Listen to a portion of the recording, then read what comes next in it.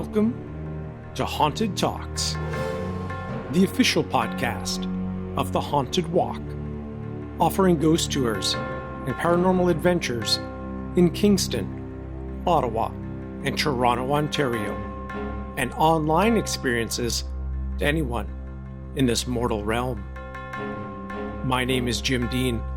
I am the creative director, and we thank you for joining us for this episode.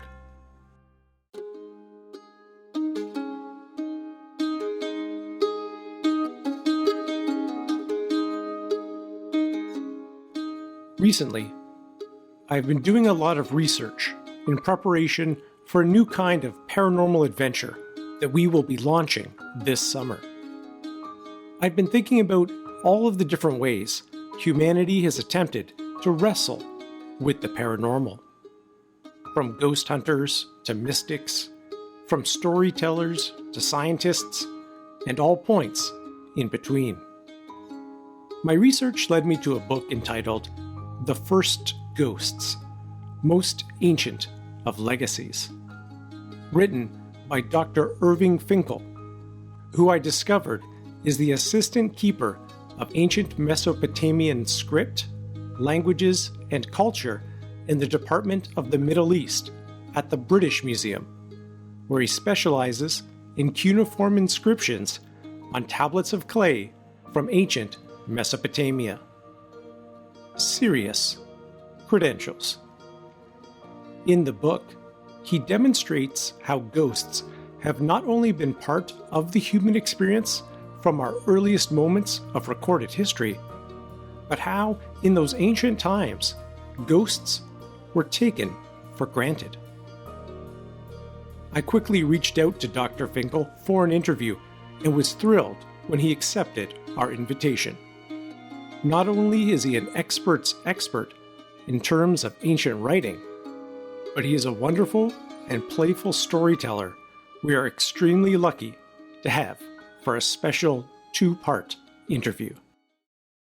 But before we get to that, two big announcements. Depending on where you listen to the show, you may have noticed we have a new Haunted Talks logo. It features a special version of our Haunted Walk ghostie with vintage 1970s ghost hunting equipment, an old microphone, headphones, and we are just so thrilled with how it turned out. If you haven't seen it yet, you can go to hauntedwalk.com/podcasts. I liked it so much, I immediately wanted it on some t-shirts and hoodies, and I thought you might as well. So I put a link on the website there to our online gift shop, where, for a limited time, you can use the promo code Haunted Talks, all one word, Haunted Talks, at checkout to get 10% off the new shirts. The second big announcement is that our Haunted Ottawa Jail Tour has returned for 2022. We couldn't run it last year, so we are excited to be lurking the haunted hallways of the old jail once more. We immerse you in Ottawa's real-life murder mystery that begins with an assassination just steps from Parliament Hill and ends with the hangman's noose. Or does it? Tickets for the Haunted Ottawa Jail Tour or any of our paranormal experiences in Kingston, Ottawa, or Toronto can be found on our website, hauntedwalk.com. Be sure to follow us on Instagram, Facebook, TikTok, and Twitter, all at Haunted Walk, for the latest news and updates. Two easy and helpful ways you can let us know you're out there and enjoying the show is to write us a 5-star review wherever you listen, and to recommend Haunted Talks to friends, family, random strangers on the internet, or anyone you think would enjoy it.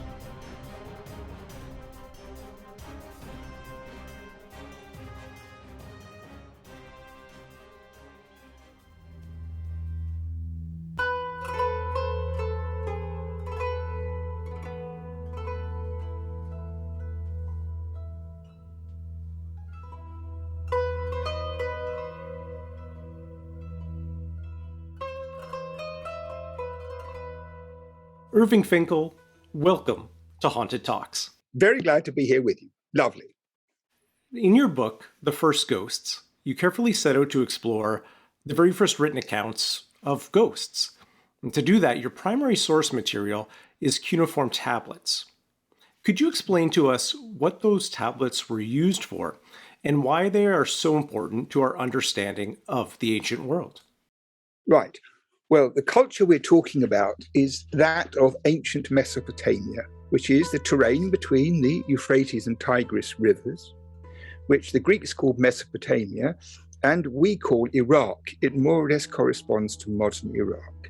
And in that space, the successive populations of Sumerians and Babylonians and Assyrians, who held sway for about 3,000 years, used cuneiform writing as their normal writing system, and they wrote on pieces of clay, because these famous rivers, among other things, brought very high quality clay, and the banks were lined with endless supplies of this material, which made into a nice smoothed off shape without bits and pieces in it, about the size of what people used to refer to as a box of cigarettes, or a mobile, that sort of size that fits in your hand. Even from the very first time when they experimented with writing, which was about 3,300 BC or something, maybe even earlier, very quickly the original pictures that they developed turned into a proper writing system, which they always wrote on these pieces of clay, apart from some things on stone.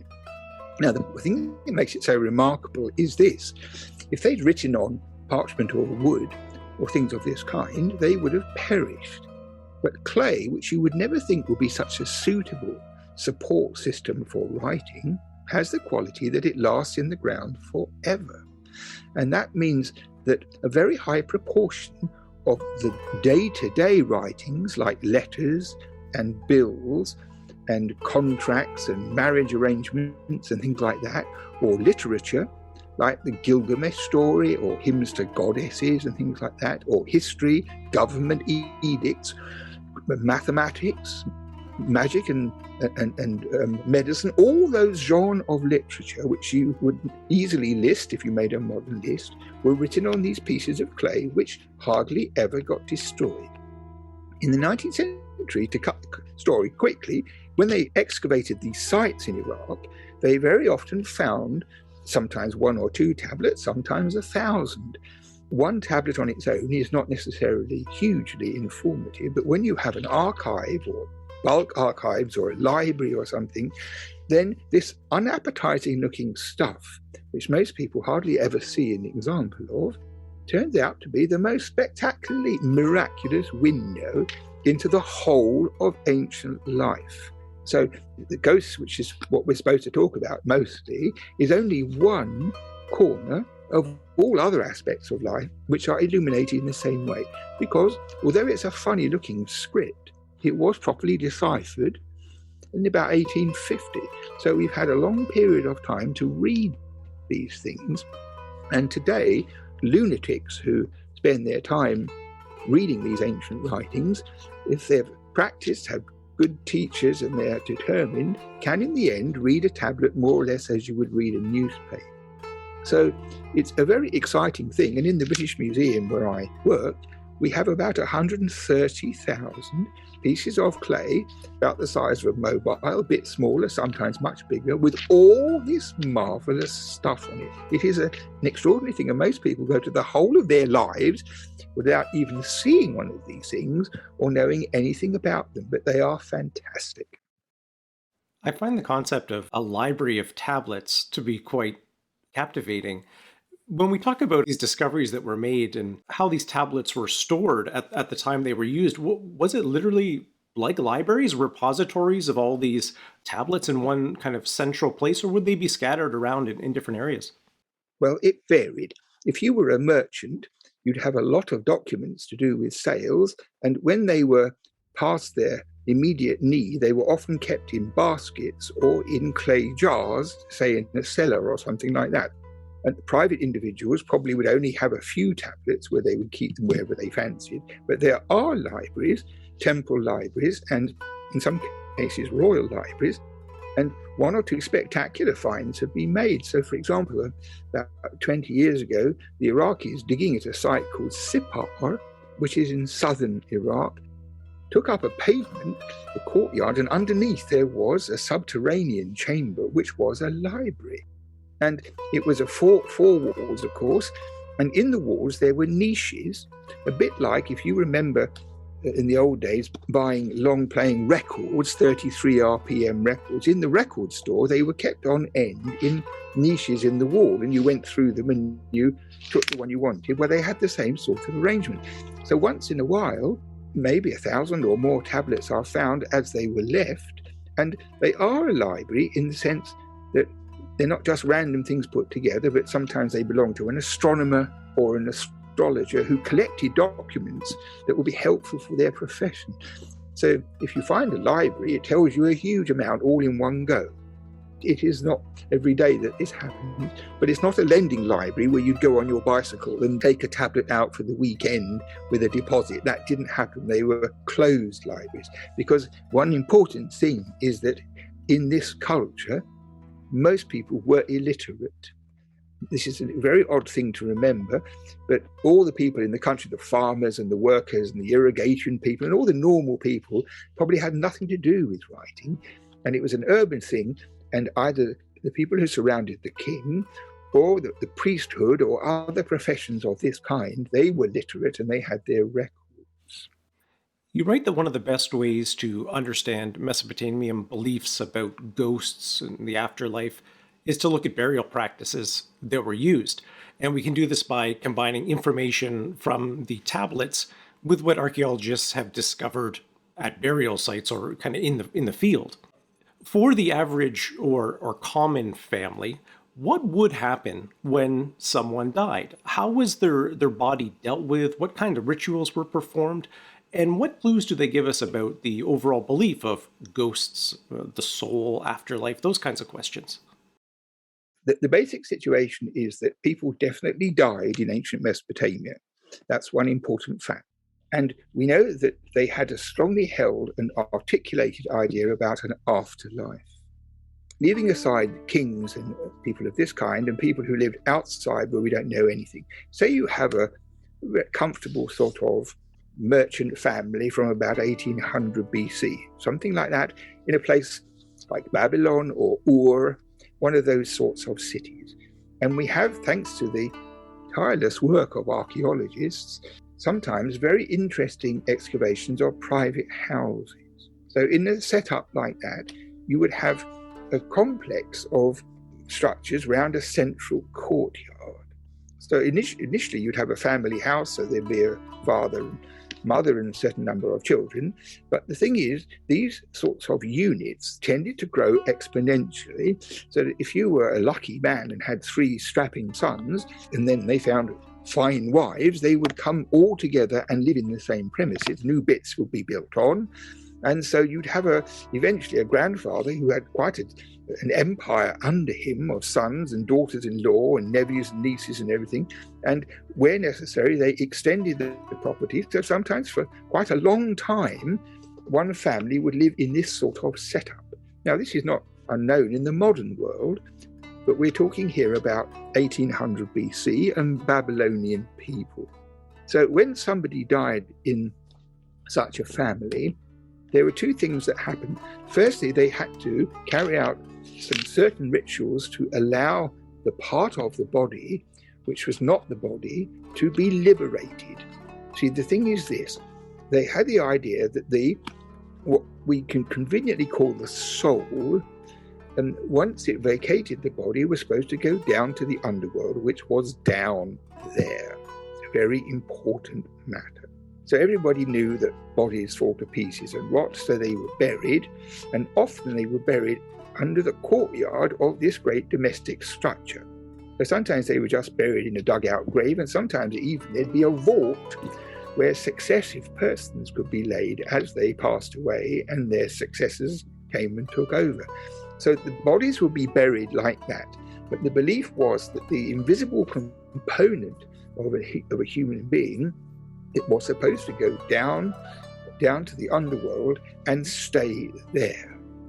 So the descriptions of them are a bit poetic and they're a bit vague, and it's a bit hard to know that there are two kinds of evidence about it. One is that the poetry about the underworld describes these dead people who are down there a bit like birds. They've got kind of feathered feet and they shuffle around in the dust, a bit like a lot of penguins waiting outside of a football field to buy tickets in the gloom. So it had that kind of corporeal format, a bit bird-like, but also there are lots of tablets which describe people seeing a ghost, and they're obviously, the ghost has still a human form and still wears recognizable clothing. So the body is discarded and you have a kind of, I don't like to use the word diaphanous because it conjures up so much Hollywood, but something like that. I mean, we don't get texts that say a ghost walks through the wall, or, as normal people do when they see a ghost. Well, he was sitting on the sofa, then it walked out through the wall, and that was... You don't get this. You get seeing ghosts in rooms, and you hear them, and so forth and so forth. And from that conclusion, it seems that the conception of a ghost, of a dead person, was in still human corporeal form. Now, you weren't supposed to see them, because they're supposed to go down to the underworld, where it was a whole major metropolis with temples and gates, lots of gates on the way, and other interesting things, because the spirits who were down there, they needed nourishment and they needed liquid. And the water supplies in the netherworld were clearly fought over. It wasn't straightforward. Now, you know that the history of the Middle East today, in recent times, is riddled with the difficulty of access to clean water, and how really villainous persons cut off other people's water supplies, but there's nothing new about that. It is clear from some passages that describe the netherworld that there were places where very wicked people were, and the people who'd been known to interfere with water in the past, and sometimes the water that was available for thirsty ghosts was muddy and unpleasant. So this is what happened. The oldest son, when there was a deceased person in the family and they were buried and the rituals were done and they were hopefully down in the underworld, there was a pipe through which fluid and solid offerings were supposed to be put down for the needy ghost underneath. So this is a kind of a complicated situation, because firstly, the actual underworld, where all these ghosts were supposed to be quietly getting on with their time, was unbelievably far below, like we might say miles and miles below the surface of the earth. So this is one belief. The second thing is, if you bury your grandfather under the courtyard, he's actually 3 foot down and no further. And if you put some stuff into the grave where the skeleton is lying, they know that the skeletons don't eat and drink. But somehow the whole of the picture that you have to provide these things via the place where the dead body was laid gives satisfaction to the ghost. And it's a kind of displaced reality. But the thing is, if you don't do what you're supposed to, then the trouble starts. Because ghosts have their rights. And I think the situation is that as long as you get the offerings to which you are entitled, then you just put up with circumstances, and I suppose you chat to fellow ghosts and get through the day. But when they are deprived, they get resentful. And when they get resentful, they find a way to come back, and then the trouble starts. Well, that leads nicely into my next question, which is the contented ghosts in the netherworld seem to stay there and stay put until they're kind of recycled back as a new life comes into existence, this idea of kind of a finite number of human souls. But maybe could you share a little bit more with us the circumstances under which a ghost would return? You mentioned if they were not properly cared for by their family, but are there other examples of, things that we would say would cause a haunting today? There certainly are. The abandonment of rights, to which they had rights, they would have liked this word, ghosts, they have rights, because they're very aggrieved sometimes when they don't get what they want. This is a common thing because people forget. And also the other thing is, it's not the end of the world, because an angry ghost, a peeved ghost is one thing, but that's only one proportion, one element of the whole stock of ghosts to which human beings up here living in the world might be prone. So, for example, there are very interesting documents in which all the potential kinds of individuals who might be a ghost are listed. The reason why they made these lists is clear, but the lists are very extensive and they share in common miserable, painful, violent, or savage deaths of many kinds. So like falling headfirst down a well and drowning, or being in a fire and being burnt, or dying on a battlefield and not being buried, run over by a chariot, dying in childbirth. There's about altogether perhaps 25 different specific well-known things that are likely to end up in trouble. And these ghosts are to be differentiated from the family ghosts who are, as it were, pissed off with the circumstances and want to make their feelings clear, to this other brigade of ghosts who tend to be motivated by more malice. Because if you die in this way, you are in a way presented with a kind of unfinished matter. They want clearance. And the ghosts often come back to the place where they had their trouble, something of the kind, and they clamour for attention. And if they don't get attention, they can be very awkward to deal with, because they follow people around rather like a modern person who follows a film star around and really gets on their nerves. There's one or two passages in these Babylonian texts where you can tell the person has a feeling that there's something there. That's the beginning of it. It's quite extraordinary. I tried to put into an intelligible discussion all the different evidence kind of things to give a picture of how this works. Now, before we go any further, there's this important thing about the word haunting, because it's a very loaded word in the modern time for people who are interested in ghosts, which is a very remarkable matter to me. But a haunting in the popular mind has all sorts of overtones which are not quite the same as the Babylonian situation, which is rather matter of fact. So, for example, ghosts don't go woo, woo, woo, woo, and they don't wear white sheets, and they don't do anything like that. When they appear, they make people jump.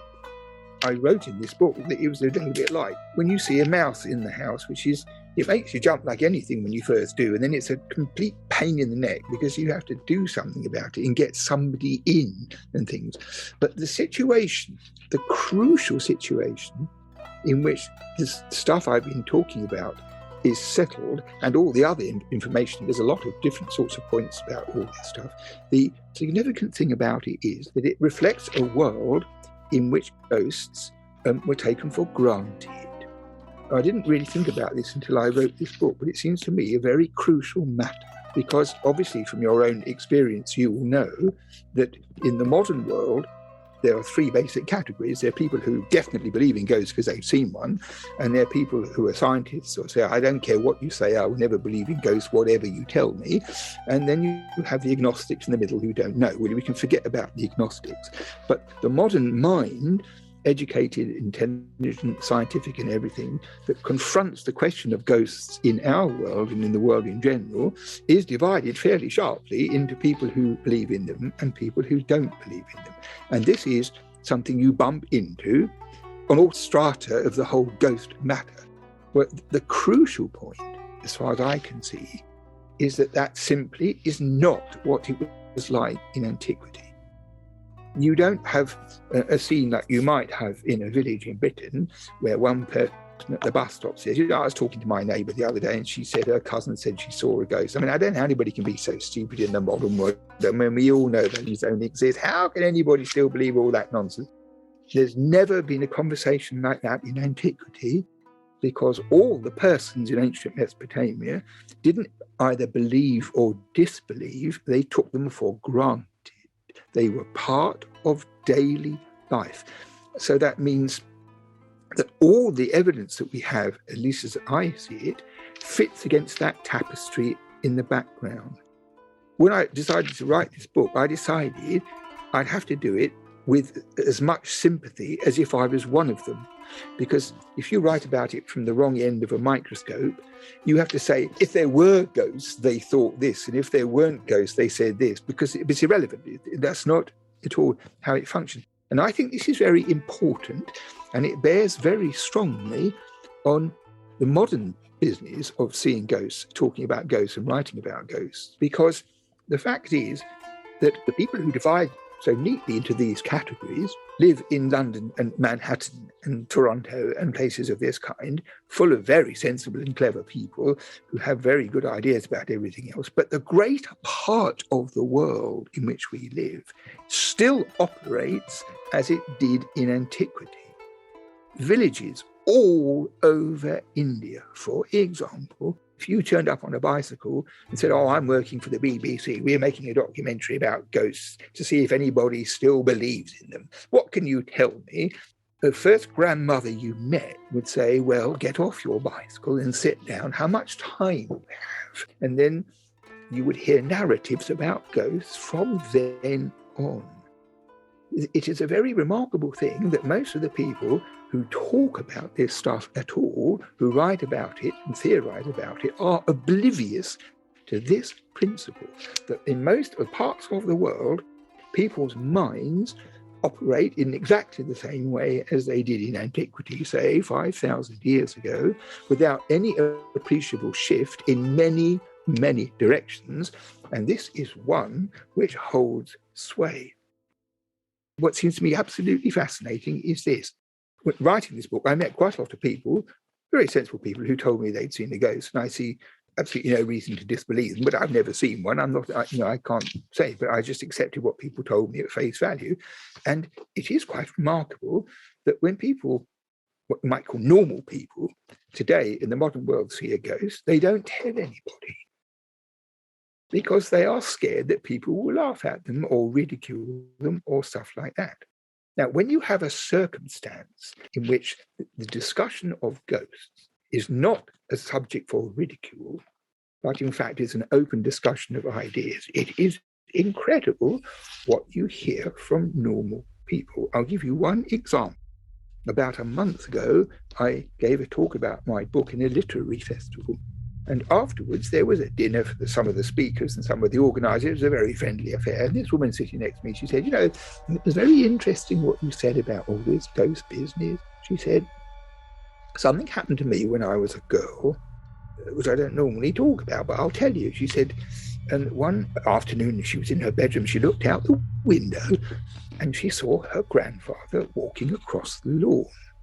And the grandfather had been dead for about 3 weeks. So this was quite an interesting thing for a teenage girl to see.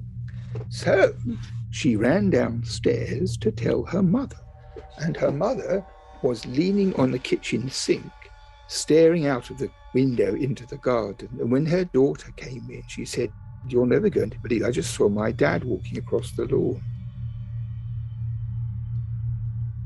Now, that is a narrative which in a court of law will be very poignant and very credible and much more difficult to demolish than to accept, because this lady was about 65, something like that. I mean, there's no way she invented it on the spur of the moment. There's no way they invented it together. It's impossible that they invented it. So you have a kind of narrative sometimes in 2 sentences, which is quite difficult to dismiss. And I think many people have such experience. Many people do. And one of the intellectual issues raised by writing about ghosts in any way is the fact that the evidence that is available to the what you might call ghost hunter, someone who's interested in the phenomenon, is bedeviled by cheats and commercial crooks and all the other people who exploit the thing like Billow, with the consequence that the whole topic is spoiled. This is what is so dangerous. So this is what's happened, in my opinion, in the history of Homo sapiens, an innocent level, an innocent stratum, where all people in society who are articulate and share experience take the fact that their dead has gone somewhere, and sometimes you can see them, they come back, or what we would call ghosts, completely for granted as normal. And I think this stratum ran for a very long time, and as I say, still survives. But 2 terrible things happened to the innocent ghost person in the world. One was religion, and the other was science.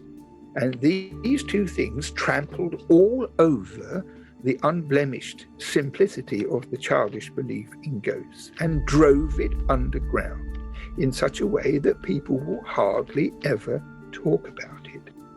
So when I wrote this book, having wound my way through all this cuneiform stuff, I wrote a chapter at the end trying to confront this matter, because for two reasons. One is this: I wrote this book, and someone could do the same about all the cultures of the world, probably. All the cultures of the world, especially literate cultures where you had resources. And the further back the resources went, the more information you would have. I mean, someone has just written, I heard, a big fat book about the ghosts of China. That would be a very interesting thing. And I poked around. I had this idea, a bit daft. And in fact, my publisher dissuaded me to get one really good account from every culture I could of somebody seeing a ghost. And the first one I got was from Tibet. And the description could have been translated out of Babylonian. It was so close to the ideas that the experience, the different names, and all the details were like a mirror of this antiquity thing. So I think it's a very remarkable matter. And as for haunting, when you saw a ghost, normally speaking, you thought they had some complaint to register or they needed something. They didn't come to frighten you for its own sake.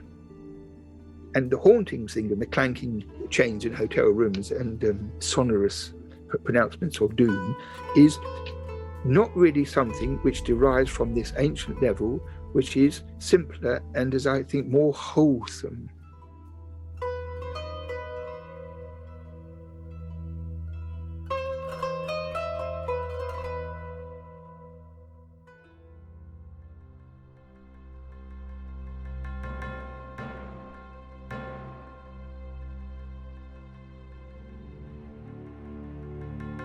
Thank you for joining us for part 1 of our special interview with Dr. Irving Finkel. The book is The First Ghosts, and it can be found wherever you get your books. We recommend your local independent bookstore. We will release the second part of our conversation, including his discovery of the first recorded image of a ghost in human history, next Friday. So be sure to follow us wherever you listen so you don't miss when that new episode drops. For information about our ghost tours in Kingston, Ottawa, and Toronto, including the Haunted Ottawa Jail Tour, please visit our website, hauntedwalk.com. There you can also find information on our virtual experiences, including our haunted campfires and the haunting at home. You can also find a link to our online gift shop where you can get yourself a brand new Haunted Talks t-shirt or hoodie.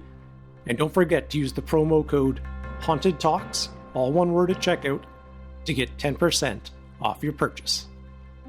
Be sure to follow us on Facebook, Instagram, TikTok, and Twitter, all at Haunted Walk, for the latest news and updates.